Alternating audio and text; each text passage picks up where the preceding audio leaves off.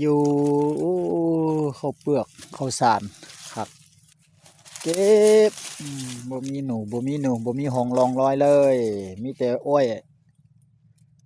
เก่าๆเก็บมา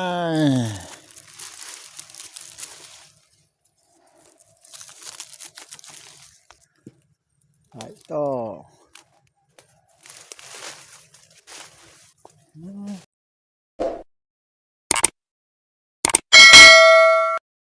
ครับทักทายสบายดีตอนแรกพี่น้องที่เขามาที่ตามฮับเบิ้งครับซุมออกมาใส่กับ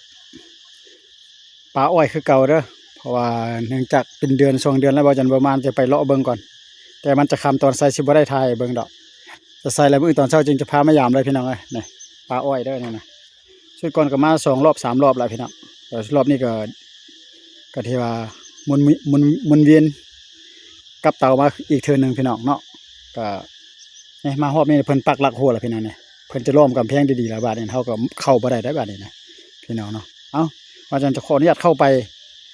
เบิ่งบอลที่ดักหนูก่อนพี่น้องไป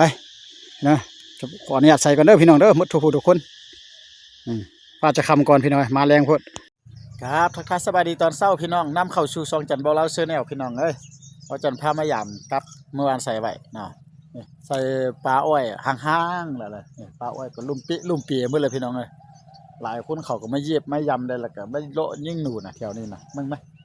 ไปพาพี่น้องไปยามก่อนกับ11 หลังนะจักจะเก็บเอาหมดบ่หมดบ่ลุงบอลกับบ่จักพี่น้องไอ้กับปลาห่างๆแล้วบ่มีห้อยแล้วมาเบิ่งกับจักหนูก็จะถือบ่ถือก็บ่ฮู้แล้วพี่น้องก็มาใส่ให้พี่น้องได้เบิ่งได้ชมซื่อๆไปลุยน้ำกันพี่น้องย่างเข้าไปเบิ่งหลังแรกเลย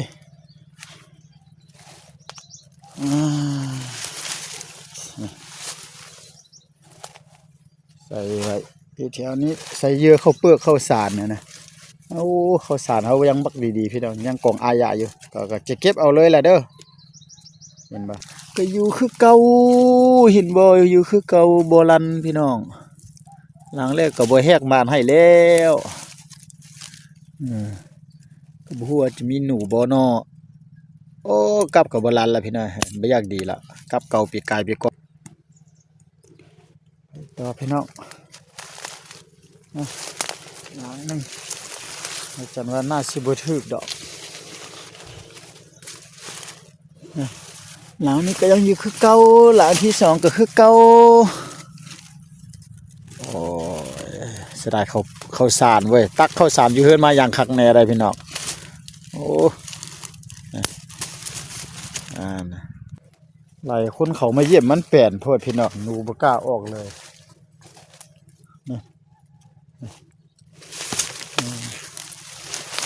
อยู่พุ่นอยู่พุ่นโอ้ย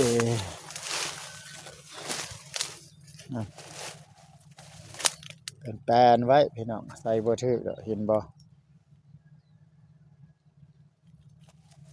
เก็บเลยอันนี้นะไม้เก็บไม้ออกก่อนทุกอย่างพี่น้องบ้านหน้าสิบ่ได้มาใส่ละพี่น้องเขาเฮ็ดกำแพงดีนะแต่สุดท้ายก็บ่จันบ่ค่อยได้มาดอกมีแต่คนอื่นนั่นแหละพี่น้องเขาจะมานะบ่มีหนูหยังมาขอดกินเลยบ่มีหงรองรอยเด้พี่น้องรองรอยที่ว่าหนูจะมากินก็บ่มีเก็บเลยถ้ามีรองรอยน่ะบ่จันจะปะอีกมื้อนึงมื้ออื่นจึงมาเก็บซะละแต่ว่าบ่มีรองรอยยาละเก็บซะ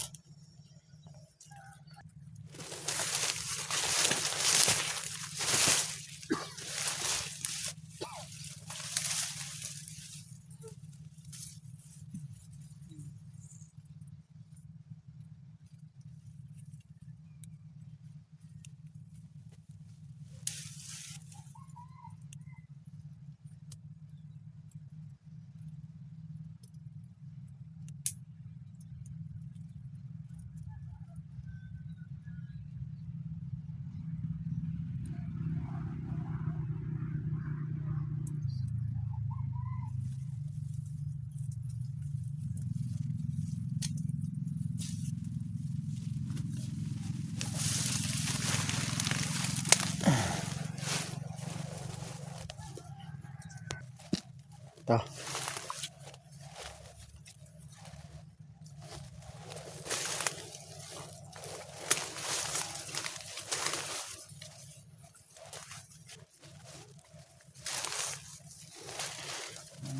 ที่ห้าโอ้ย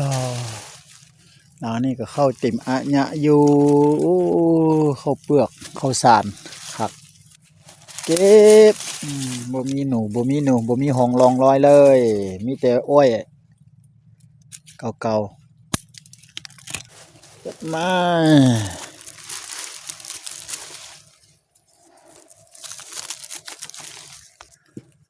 ไปต่อ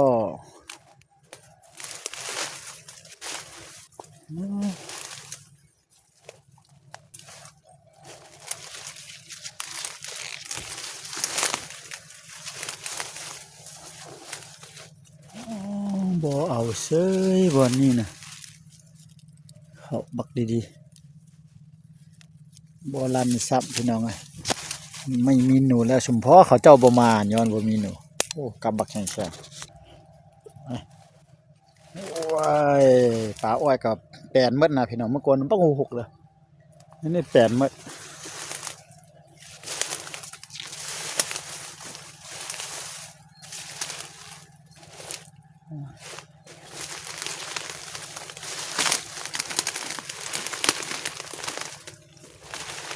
ไหนวะ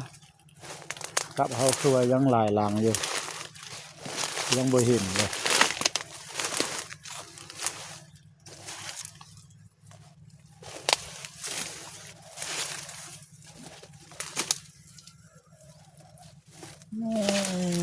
อยู่นี่ก็บ่ลันเนี่ยอยู่นี่อยู่นี่มีทางเดินอยู่แต่บางหนูบ่มาเนี่ย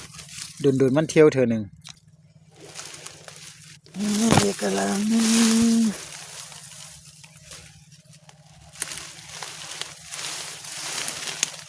ก็บ่ลันโอ้ว้าวว้าวว้าวว้าวว้าวว้าวว้าว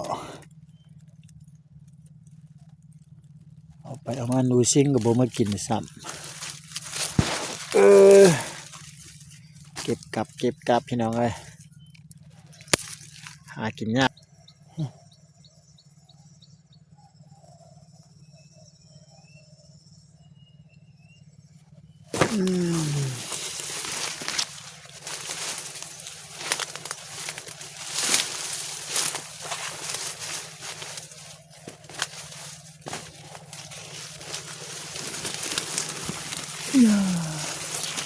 บ่เอา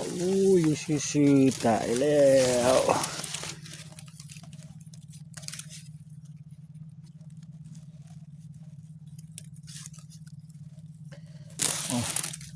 เอาว่าจันขออนุญาตไปหากับก่อนยังเหลือกับสองหลังพี่น้องนะคันทายแล้วจึงจะถือให้คันถือเราจะทายเบิ่งคันบ่ถือแล้วก็สิบ่ได้ทายนะพี่น้องเนาะไปหากับกันเด้อแต่ว่าเบาจันหมายอยู่บ่ฮู้ว่ามันบ่เห็นหมายนะเดี๋ยวนี้นะไปซอกเบิ่งก่อนยังเหลือกับสองหลังนี่แหละ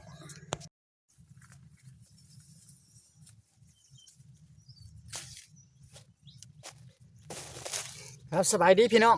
โอ้มาหากับนะคือว่าเบาจันเอามา11หลังนะแต่ว่าเดี๋ยวนี้โชคยามเลยได้แต่กับ10หลังพี่นะยังเหลือหลังนึงนะจักแม่นบ่แม่นหรือว่า10หลังก็บ่เห็นหลังนึงเดี๋ยวนี้นะจักมันไปอยู่ใส่กับบ่จักเลยพี่น้องหรือว่าลืมหมายอันน่ะเวลาใส่ลืมอันน่ะเอาถุงยางมัดกับบ่จักเอ้าก็บ่มานบ่ลันอีกแล้วบ่ได้กินจักตัวอีกพี่น้องเอ้ยก็มาลองเบิ่งเพราะว่าเบาจันบ่มาโดนละเด้โดนละเพราะเฮาอยู่ไกลแน่ก็มาถึงนึงมาจอบเบิ่งก็ที่ว่าบ่มีห้องห้อยแล้วบ่มีแนวกินหยังอีกพี่น้องขอขอบอกขอบใจที่เข้ามาติดตามรับชมมาดักหนูปลาอ้อยบ่หมานเด้อเอาขอกลับก่อนพี่น้องบ๊ายบายพบกันคลิปต่อไปสวัสดีครับพี่น้องฝากไลค์ทักแชร์กันเด้อ